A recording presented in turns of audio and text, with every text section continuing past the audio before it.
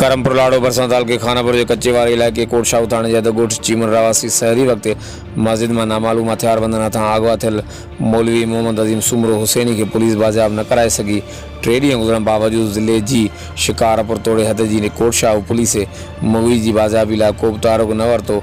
मुगी जा वारिस सख़्त परेशान ऐं सरापा एहतिजाज आहिनि।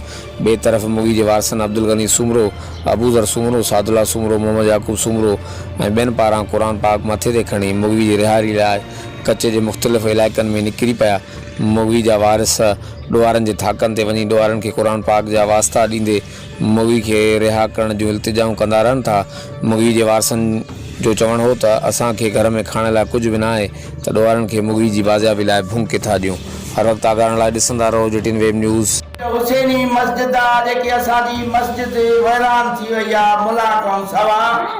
हुसैनी फ़कीर अथव, मुर्शिद जो प्यारो अथव, साईं जो फ़कीर आहे जेको हे नंढड़ा पुट अथसि। हे वीचारा रात जो बि रोइनि था, ॾींहं जो बि रोइनि था, नंढड़ा क़ुरान झरियूं बीठा आहिनि।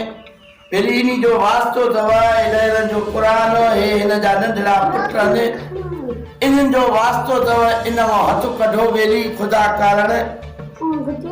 हे असां ॿियो ॾींहुं आहे क़ुरान सॼे कचे में घुमाए हाणे मस्जिद हुसैनीअ में बीठा आहियूं, जंहिंजो पेशमाम आहे जेकी निमाज़ खाऊं वैरान थी वियो आहे, रोज़े रखण खाऊं, बांग उथाइण खाऊं, सुबुह जुमो आहे निमाज़ पढ़ाईंदो।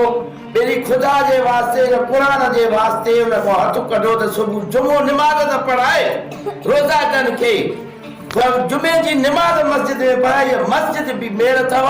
हे क़ुरान ॾहरनि जो अथव, हे क़ुरान मस्जिद जा नंढड़ा हुन जा पुट आहिनि, न्याणियूं आहिनि, इहे मेड़ अथव।